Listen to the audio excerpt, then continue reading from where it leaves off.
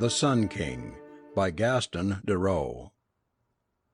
The people of Parsia forgot their God, and worshipped only murder and sin. But then the virgin Tuche gave birth to a male child. Before the flood, even before Egypt's greatness, the world was divided into three main countries, named Jaffeth, Shem, and Arabenia. There were other less populated lands and places, Europa in the west, Helesta in the north, and the two great lands of the far west, called North and South Gautama. Now, at the juncture of the borders of the three greatest countries lay a mighty city named Oas. It was the capital city of the Arabian nation called Parsia. Its temple of skulls was the greatest known to any traveler, but the temples built to the god Mazda and his son Ihua'Mazda were empty and unadorned. The people had forgotten God. Soki, king of Oas, sent out his armies throughout Jaffeth, China, conquering and slaying, bringing back ever more skulls for the Golgotha temples, more gold and more slaves for the enriching of King Soki. His harem was the greatest of buildings of the mighty city, and his wives beyond man's ability to count. Tuche was one of the finest ornaments of the city of Oas. Tuche was slim, her breasts were two mounds of magic, her eyes were pools of mystic green depths, her legs were subtle, sinuous beauty. But Tuche was a virgin, and in all that city of 1,000,000 sinful souls, she alone held aloof from the sins of the flesh. Which was very strange, for Tuche became big with child, though she had not been with a man. Which came to the ears of Soki upon his great black throne supported on a tower of human skulls, in his palace of Gran, across from the great Golgotha, which was built entirely of human skulls, the skulls of people conquered by the armies of Parsia, over which the city of Oas reigned. Soki shook his big belly under the lion's skin, let slip his serpent-skinned headdress, and let the battle-axe that was his symbol of office drop from his hand as he shook with mirth at the great and thumping lie told by Tuche. I suppose her child was fathered by Mazda, peering into her womb with his all-light. He laughed, Soki, for in Oas it was not the fashion to worship the god Mazda any more. The great skull temples had their priests and their sacrifices, but no more did people bow down in the temples of Mazda, or have anything but ridicule for those few who did still worship in the old way. His serpent-skin headdress and battle-axe scepter, too, were relics from the past, just as the belief in Mazda, but more potent relics by far. With them he was the Sun King, Lord of battles, Master of life and death, Creator of the universe, Lord of souls, Maker of the law, etc. Without them he was just old Soki, getting fatter and more stupid every day. Bring this harlot before me, to see if she can produce a miracle to prove her child is not a common one. If she cannot, she will be stoned to death at once, do you hear? I have no time to be bothered with the lies of every sinning woman who seeks to hide her bastard's origin. Asha, the philosopher who had told his king of the birth of the child, nodded his head sadly and left the presence. Why did kings have to get so blown up as to be inhuman? He sympathized with the girl and her predicament. If it had been his to say, he would have had the child proclaimed divine 1,000 times in preference to shedding one drop of her blood. But then, he had seen Tuche sauntering home from the well, with her water jug on her head, and her hips the focal point of all eyes in the street. Asha smiled, and took his grey-headed, bent, unnoticed figure back down the streets to the house of Tuche. As he went, he pondered gloomily on the fate of this great city under the heartless and ignorant Soki. Surely something dreadful would happen to Parsia, laying as it did at the juncture of the lands of the three mightiest kingdoms of the world, Japheth, China, Shem, Africa, and Arabenia, Any one of them could crush them, did they get themselves organized for it. And Soki preyed upon them all ruthlessly, knowing they could never stop warring interiorly long enough to attack him. Old Asha thought of the future, which his star studies were supposed to give him power to foretell, and of the great flood that was to come and wipe out all the old boundaries and nations. He thought of the peculiar grey-blue sky, which the wise men had taught him bore up within its whirling self vast oceans of water, waiting for the time to drop the whirling water shell upon them all.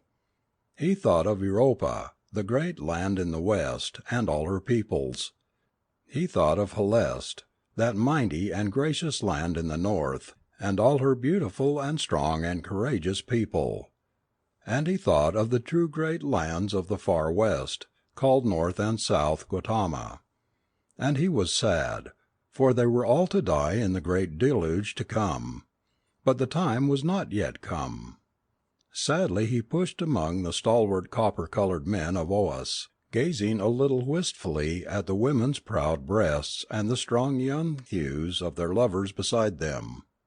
If only he were young again, Asha sighed, and knocked upon the low rude door of the house of Tuche. The smile of the beautiful Tuche made him welcome, very proud to have the wise man come from the court inquire after her child. "He worries me, wise Asha," said Tuche, moving slim and supple as a panther to sit protectively beside the little cradle of bent ash boughs lashed together with strips of hide. "He talks like a grown man, and him not yet weaned." Old Asha looked down upon the overlarge infant solemnly looking back at him. He nearly fainted when the tiny red lips opened, and a strange, small voice, cultured and adult, said, "I am not the child you see, but your god, Mazda, speaking through the child's lips." Asha pondered only for a moment, then turned in anger upon the woman, Tuche. "I pitied you, harlot, because the king has ordered your death if you did not produce a miracle. But I did not think you would hide a man behind the child's cradle to befool me. Old Asha, what do you take me for?" Tuche broke into tears, bending her graceful neck and sobbing to hear that the king had decreed death for her. But the peculiar voice came again from the child's mouth. "Take me in your arms, Asha."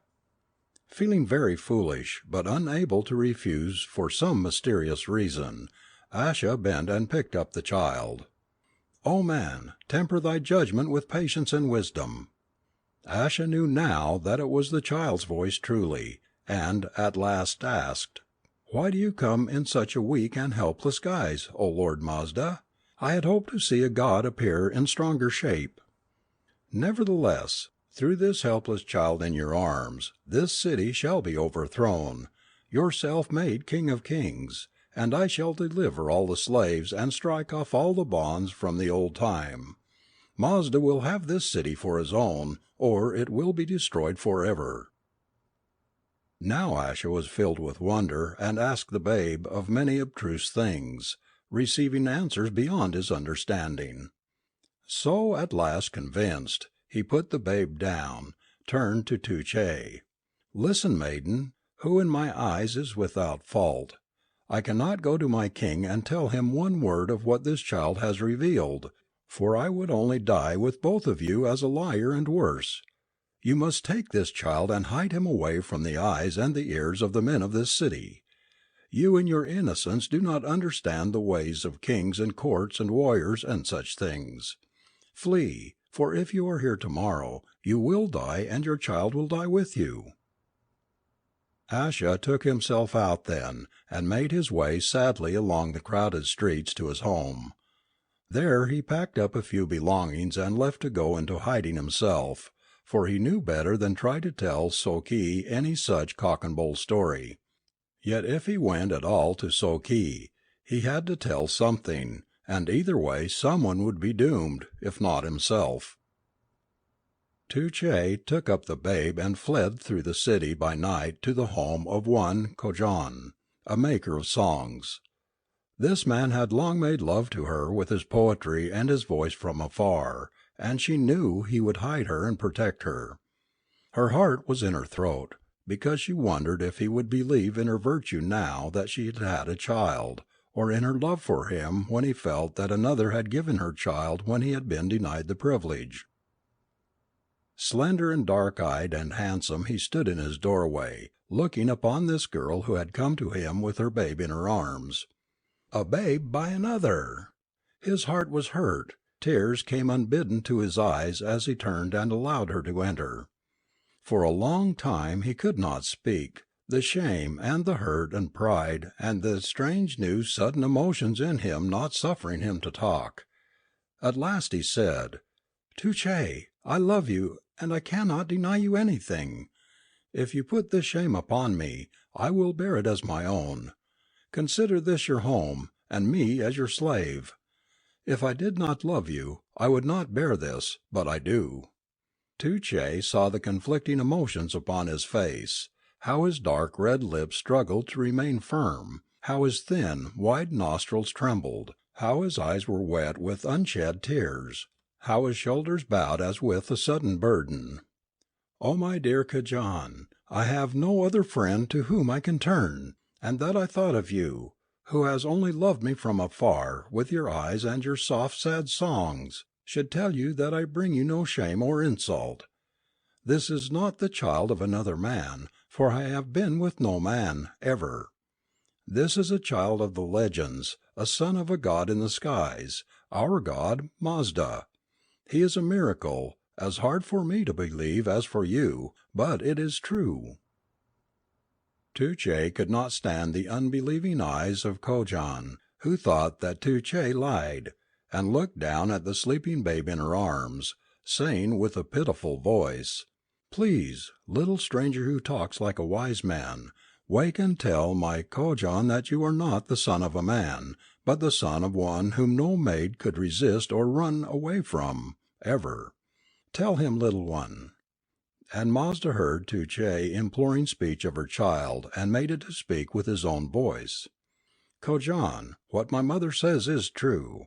I am the child of the All Light, endowed with powers beyond ordinary men to accomplish my Lord's mysterious purposes here on earth. Do not hold my mother the less for my birth."